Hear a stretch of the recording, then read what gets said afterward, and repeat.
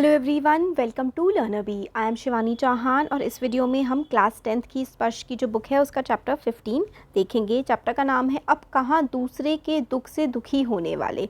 मतलब राइटर जो है ना, वो इंसान की जो इंसानियत, मतलब इंसान की जो खूबी थी कि वो दूसरों के दुख में दुखी हो जाता है और दूसरों की भावनाओं को समझता है, ये ख़त्म हो चुकी है। ये कहते हैं ऊपर दुनिया बनाने वाले ने दुनिया बनाई, बहुत सारे जीव जंतु पेड़ पौधे सब बनाए, मगर इंसान अपनी हवस में अपनी ज़रूरतों को पूरा करने के लिए, ज़रूरतें पूरी करने के लिए नहीं, अपने पास ज़्यादा से ज़्यादा इकट्ठा करने के चक्कर में सबको ख़त्म किए जा रहा है। इसके बारे में ही राइटर हमें चैप्टर में बताते हैं कि ये सब चीज़ें कितनी गलत हैं। देखते हैं, स्टार्ट करते हैं। बाइबल के सुलेमान, जिन्हें कुरान में सुलेमान कहा गया है, तो बाइबल के जो सोलोमन हैं उनको ही कुरान में क्या कहा गया है? सुलेमान कहा गया है, क्योंकि 3 रिलीजन्स हैं ना दुनिया में जिन्हें अब्राहमिक रिलीजन कहा जाता है। एक है क्रिश्चियनिटी, इस्लाम और तीसरा जुडाइज़म। तो इनके जो गॉड तो खैर ये लोग नहीं मानते, मतलब इनके जो फरिश्ते हैं ना सबके, वो सब एक ही हैं, मतलब और अलग अलग नामों से उनको जानते हैं। ईसा के यानी कि एना डोमिनी एडी 1025 वर्ष पूर्व, मतलब आज से 1000 साल पहले एक बादशाह थे।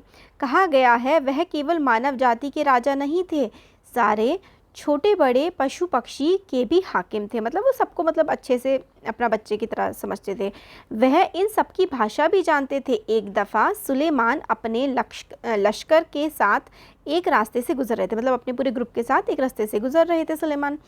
रास्ते में कुछ चींटियों ने घोड़ों की तोपों की आवाज़ सुनी तो डरकर एक दूसरे से कहा, तो मतलब तोपों की आवाज़ चींटियों ने सुनी तो चींटियों ने एक दूसरे से कहा कि आप जल्दी से अपने अपने बिलों में चलो, फौज आ रही है। सुलेमान उनकी बातें सुनकर थोड़ी दूर पर रुक गए और चींटियों से बोले, घबराओ नहीं, सुलेमान को खुदा ने सबका रखवाला बनाया है। मैं किसी के लिए मुसीबत नहीं हूँ, सबके लिए मोहब्बत हूँ। तो चींटियों की आवाज़ सुनकर सुलेमान जो है वो जानवरों की आवाज़ भी सुन सकते थे। देखिए कहानी, आप जो ज़्यादा भावनाओं में मतलब स्टोरी है, स्टोरी की तरह सुनिए, है ना, कि जो सुलेमान थे वो चींटियों की आवाज़ सुन के उन्होंने कहा चींटियों से कि आपके मतलब मैं भगवान के रखवाले हैं सुलेमान जो हैं, और वो किसी का बुरा नहीं करेंगे, वो सबसे मोहब्बत करते हैं। चींटियों ने उसके लिए ईश्वर से दुआ की और सुलेमान अपनी मंजिल की ओर आगे बढ़ गए। ऐसी एक घटना का जिक्र सिंधी भाषा के महाकवि शेख अयाज ने अपनी आत्मकथा में किया है। उन्होंने लिखा है, एक दिन उनके पिता कुएं से नहाकर लौटे। माँ ने भोजन परोसा। उन्होंने जैसे ही रोटी का कौर तोड़ा, उनकी नज़र अपनी बाजू पर पड़ी। वहाँ एक काला चेटा रेंग रहा था।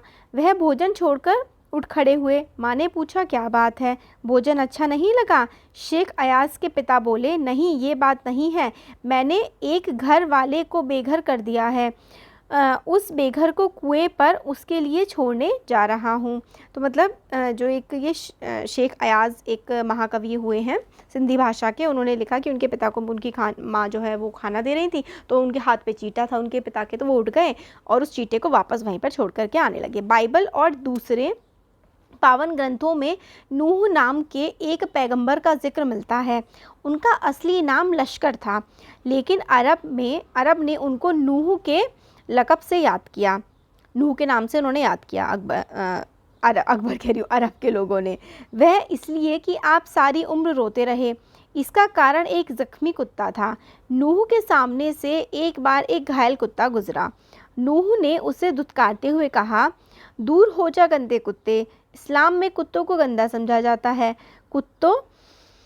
कुत्ते ने उसके धुतकार सुनकर जवाब दिया, ना मैं अपनी मर्जी से कुत्ता हूँ, ना तुम अपनी मर्जी से इंसान हो, बनाने वाला सबका तो एक ही है। तो मतलब कुत्ते को कोई धुतकार रहा था, क्योंकि इस्लाम में बुरा समझा जाता है कुत्तों को, तो वो कुत्ते ने जवाब दिया कि ना तुम अपनी मर्जी से इंसान हो, ना ही मैं अपनी मर्जी से कुत्ता।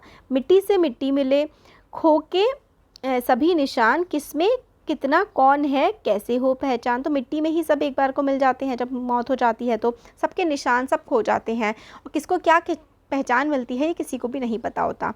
नूह ने जब उसकी बात सुनी और दुखी हो मुद्दत तक रोते रहे। तो मतलब नूह ने जब कुत्ते की बात सुनी तो वो बहुत ज़्यादा रोते रहे। महाभारत में युधिष्ठिर का जो अंत तक साथ निभाता नज़र आता है, वह भी प्रतीकात्मक रूप में एक कुत्ता ही था। सब साथ छोड़ते गए तो केवल वही उनके एकांत को शांत कर रहा था। मतलब जब कहते हैं ना कि जो सारे पांडव हैं और द्रौपदी हैं, वो स्वर्ग की यात्रा करने निकलते हैं तो उनके साथ एक कुत्ता भी होता है, और लास्ट में सिर्फ धर्मराज युधिष्ठिर ही बचते हैं, उनके साथ एक कुत्ता भी होता है। दुनिया कैसे वजूद में आई, पहले क्या थी, किस बिंदु से इसकी शुरुआत हुई, इन प्रश्नों के उत्तर विज्ञान अपनी तरह से देता है। तो दुनिया कैसे आई है ना, ये सब इसके उत्तर साइंस अपनी तरह से देती है और धार्मिक ग्रंथ अपनी अपनी तरह से। संसार की रचना भले ही कैसे हुई हो, लेकिन धरती किसी एक की नहीं है। चाहे संसार कैसे बनाओ, मगर धरती सिर्फ किसी एक की तो है नहीं। पंछी, मानव, पशु, नदी, पर्वत, समंदर आदि की इसमें बराबर की हिस्सेदारी है। यह और बात है कि इस जिम्मेदारी में मानव जाति ने अपनी बुद्धि से बड़ी बड़ी दीवारें खड़ी कर दी हैं। मानव जाति बुद्धिमान है, होशियार है, हम लोग तो हम जानवरों को छोड़ते ही नहीं है। बाकी पहले पूरा संसार एक परिवार के समान था, सब टुकड़ों में बंटकर एक दूसरे से दूर हो चुका है। पहले बड़े बड़े दालाने आंगनों में सब मिलजुल कर रहते और सब छोटे छोटे डिब्बों जैसे घरों में जीवन सिमटने लगा है। तो पहले तो सब बड़े बड़े घरों में रहते थे और अब छोटे छोटे फ्लैट्स में सब ऐसे ही अकेले अकेले रहते हैं। बढ़ती हुई आबादियों ने समंदर को पीछे सरकाना शुरू कर दिया है, पेड़ों को रास्ते से हटाना शुरू कर दिया। फैलते हुए प्रदूषण ने पंछियों को बस्तियों से भगाना शुरू कर दिया। मतलब प्रदूषण फैल रहा है तो जानवर कम होते जा रहे हैं ना। चिड़िया आप कहाँ दिखाई देती हैं, पहले जब हम छोटे थे ना तब बहुत सारी चिड़िया दिखती थी, अब तो बहुत ही कम चिड़िया दिखाई देती हैं। बारूदों की विनाश लीलाओं ने वातावरण को सताना शुरू कर दिया है। विनाश लीलाओं मतलब बारूद, यानी कि जो ये एटम बम्स और ये सब होते हैं, इतने एनवायरनमेंट पे कितना गंदा असर डालते हैं। अब गर्मी में ज़्यादा गर्मी, बेवकत की बरसातें, जलजले, सैलाब, तूफान और नित नए रोग। देखिए कोरोना है ना, कोरोना वायरस कहाँ से आया है पता नहीं, चाइना से आया है, वुहान वायरस। मतलब देखिए ना, एक वायरस है, फैल गया है पूरी की पूरी दुनिया में और उस वायरस की वजह से पूरी दुनिया परेशान हो रही है। कहाँ से आया है, और वो चाइना वाले पूरी दुनिया को, इंडिया, आजकल आप न्यूज़ में देख रहे होंगे शायद इंडिया पे कहने लगे कि इंडिया फैला रहा है। मतलब कुछ भी चल रहा है दुनिया में, पहले गलतियाँ करते हैं फिर एक दूसरे पे दोषारोपण करते हैं, है ना। तो ये सब चल रहा है, मानव और प्रकृति के इसी असंतुलन के परिणाम हैं ये जो सब वायरस और ये सब बीमारियाँ फैल रही हैं। नेचर की सहन शक्ति की भी एक सीमा होती है। नेचर के गुस्से का एक नमूना कुछ साल पहले बम्बई में देखने को मिला था और अब एक नमूना हमें मिल रहा है देखने को कोरोना के रूप में, चाइना और यह नमूना इतना डरावना था कि बम्बई निवासी डरकर अपने अपने पूजा स्थल में अपने खुदाओं से प्रार्थना करने लगे। फिर भगवान की याद आती है ना, जब कुछ गड़बड़े हो जाती हैं। तो कई सालों से बड़े बड़े बिल्डर समंदर के पीछे धकेलकर उसी ज़मीन को हथिया रहे थे। बेचारा समुंदर लगातार सिमटा जा रहा था। पहले उसने अपनी फैली हुई टांगें समेटी, थोड़ा सिमट कर बैठ गया, फिर जगह कम पड़ी तो अकड़ालू बैठ गया, फिर खड़ा हो गया। अब खड़े रहने की जगह कम पड़ी तो उसे गुस्सा आ गया। तो मतलब समंदर को घेरते जा रहे हैं लोग तो समंदर को भी तो गुस्सा आएगा। पहले तो बेचारा सहे जा रहा था, अब खड़े होने की भी समंदर को जगह नहीं मिली तो तूफान ला दिया समुंदर ने।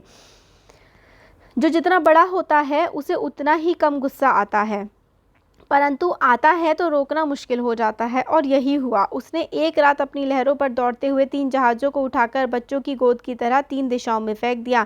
एक वर्ली के समुंदर के किनारे पर आकर गिरा, दूसरा बांद्रा के कार्टर रोड के सामने औंधा मुंह, और तीसरा गेटवे ऑफ इंडिया में टूट फूट कर सैलानियों का नज़ारा बना। बावजूद कोशिश वे फिर से चलते फिरने के काबिल नहीं हो सके। तो मतलब यही है कि किस तरीके से जो एनवायरनमेंट पे, जैसे आप देख रहे हैं आजकल कितने ज़्यादा साइक्लोन्स आते हैं, है ना, चक्रवात बहुत ज़्यादा आते हैं, ये हम लोगों ने नेचर के साथ छेड़छाड़ करी है, इसलिए तो ये सब हो रहा है। मेरी माँ कहती थी, सूरज ढले आंगन के पेड़ों से पत्ते मत तोड़ो, पेड़ रोएंगे। तो मतलब सूरज ढलने के बाद पेड़ों से पत्ते मत तोड़ो, पेड़ रोएंगे। दिया बत्ती के वक्त फूलों को मत तोड़ो, फूल बद्दुआ देंगे। दरिया पर जाओ तो उसे सलाम किया करो, वह खुश होता है। कबूतरों को मत सताया करो, वे हजरत मोहम्मद को अजीज़ हैं, उन्हें अपनी मज़ार के नीले गुंबद पर घोंसले बनाने की इजाज़त दे रखी है। मुर्गे को परेशान नहीं किया करो, वह मुल्ला जी से पहले मोहल्ले में अजान देकर सबको सवेरे जगाता है। तो ये राइटर कह रहे हैं, इनकी माइंड को समझाती थी कि रात को पत्ते मत तोड़ो, उन्हें वो रोएंगे। फूल मत तोड़ो, शाम के समय दिए के समय फूल मत तोड़ो, वो तुम्हें बद्दुआ देंगे। तो मतलब बताते हैं जब समुद्र में जाओ तो उसको नमन करो। तो ये सारी की सारी चीज़ें हमें क्या बताती हैं कि हमें अपने आसपास सहिष्णुता बरतनी चाहिए, अच्छे से रहना चाहिए। तो ये आगे लिखते हैं, सबकी पूजा एक सी, अलग अलग है रीत, मस्जिद आए मौलवी, कोयल गाए गीत। तो मतलब सबकी पूजा और अदब करने का तरीका अलग अलग होता है।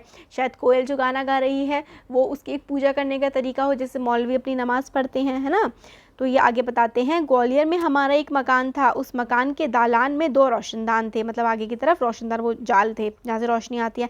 उसमें कबूतर के एक जोड़े ने घोंसला बना लिया था। एक बार बिल्ली ने उचक्कर 2 में से एक अंडा तोड़ दिया। मेरी माँ ने देखा तो उसे बहुत दुख हुआ। उसने स्टूल पर चढ़कर दूसरे अंडे को बचाने की कोशिश की, लेकिन उस कोशिश में दूसरा अंडा उसी के हाथ से गिरकर टूट गया। कबूतर परेशानी में इधर उधर फड़फड़ा रहे थे। उनकी आंखों में दुख देखकर मेरी माँ के आंसू आ गए। इस गुनाह को खुदा ने मुआफ़ कराने के लिए उन्होंने पूरा दिन रोज़ा रखा। तो मतलब उन्होंने जो इनकी माँ की वजह से जो अंडे टूट गए थे कि उनको बहुत दुख हुआ, तो कि वही खुदा माफ़ करे, तो उन्होंने पूरा दिन रोज़ा रखा। दिन भर कुछ खाया पिया नहीं, सिर्फ रोती रही और बार बार नमाज़ पढ़ कर खुदा से गलती की मुआफ़ी करने की दुआ मांगती रही। ग्वालियर से बम्बई की दूरी ने संसार को काफ़ी कुछ बदल दिया। वसोरवा में जहाँ आज मेरा घर है, पहले यहाँ दूर तक जंगल था, पेड़ थे, परिंदे थे, दूसरे जानवर थे। अब यहाँ समंदर के किनारे लंबी चौड़ी बस्ती बन गई है। इस बस्ती ने ना जाने कितने परिंदे चरिंदों से उनका घर छीन लिया। भैया जब आप एक पेड़ काटते हो ना, उसमें इतने सारे जानवर रहते हैं ना, एक पेड़ ही नहीं कटता है, बहुत सारे जानवर मर जाते हैं। तो कितना मतलब जीवन छीन लिया है। इनमें से कुछ शहर छोड़कर चले गए हैं, जो नहीं जा सकते थे उन्होंने यहाँ वहाँ डेरा डाल लिया है, मतलब जो जानवर हैं बेचारे कुछ मर गए हैं। इनमें से 2 कबूतरों ने मेरे फ्लैट के एक मचान में घोंसला बना लिया है। बच्चे अभी छोटे हैं, उनके खिलाने पिलाने की जिम्मेदारी अभी बड़े कबूतरों की है। वे दिन में कई बार आते जाते हैं, और क्यों ना आए जाएं, आखिर उनका भी घर है। लेकिन उनके आने जाने से हमें परेशानी भी होती है। वे कभी किसी चीज़ को गिराकर तोड़ देते हैं, कभी मेरी लाइब्रेरी में घुसकर कबीर या मिर्ज़ा गालिब को सताने लगते हैं। तो मतलब इनकी किताबों को में तो पॉटी वगैरह कर देते हैं, बीट कर देते हैं। इस रोज़ की परेशानी से तंग आकर मेरी पत्नी ने उस जगह जहाँ उनका आशियाना था एक जाली लगा दी है। उनके बच्चों को दूसरी जगह कर दिया है। उनके आने की खिड़की को भी बंद किया जाने लगा है। खिड़की के बाहर अब दोनों कबूतर रात भर खामोश और उदास बैठे रहते हैं। मगर अब ना सोलोमन है जो उनकी ज़ुबान को समझ उनका दुख बांटे, ना मेरी माँ है जो इनके दुख में सारी रात नमाज़ों में काटे। तो मतलब इंसानियत किस तरीके से बदल गई है। कहते हैं कि पहले ज़माने में लोग सेंसिटिव हुआ करते थे चीज़ों को लेकर। अपनी माँ को कहते हैं कि एक अंडा मतलब टूट गया था इनकी माँ से, तो कितना उन्हें दुख हुआ था, कितनी उन्होंने नमाज़ें पढ़ी थी उनके लिए। और अब कहते हैं कि इनका घर में जो कबूतर आता है उससे इनको खुद को दिक्कत होने लगी है, और अब इनकी वाइफ ने खिड़की बंद कर दी है कि वो आ ना पाए कबूतर। तो लास्ट में कहते हैं आता है, नदियाँ सींचे खेत को, तोता कुतरे आम, सूरज ठेकेदार सा सबको बांटे काम। तो नदियाँ जो हैं वो खेत को सींच रही हैं, तोता आम कुतर के खा रहा है, सूरज जो है ठेकेदार है क्योंकि वो सबको काम बांटता है। सूरज की रोशनी नहीं होगी तो ये दुनिया ख़त्म हो जाएगी। तो यहाँ पे हम ठेकेदार कौन बन गया है, यहाँ पे ठेकेदार इंसान बन गया है कि इंसान के हिसाब से ही सारे के सारे काम होने चाहिए। खेत को कितना पानी लगेगा वो नदी डिसाइड नहीं करेगी, हम नदियों का भी रुख मोड़ देते हैं। तोते को तो हमने पिंजरे में बंद कर दिया है, और आम तो हम किसी जानवर को खाने ही नहीं देते क्योंकि हमारा ही पेट नहीं भरता है। तो हमें ये सब चीज़ें सोचने की ज़रूरत है कि हम इस दुनिया के साथ आखिर कर क्या रहे हैं, मतलब कहाँ जाके हम लोग इंसाफ मांगेंगे उस ऊपर वाले से। तो ये सब चीज़ें काफ़ी सोचने वाली हैं कि हमें जो हमारे पास रिसोर्सेज है ना उसका अंधाधुंध वेस्ट नहीं करना चाहिए। यूज़ करो, वेस्ट मत करो। तो ये हमारा चैप्टर यहाँ पे कंप्लीट हो गया है। बहुत प्यारा चैप्टर था। आपको अच्छा लगा है तो ज़रूर लाइक करिए और शेयर भी करिए। Thank you.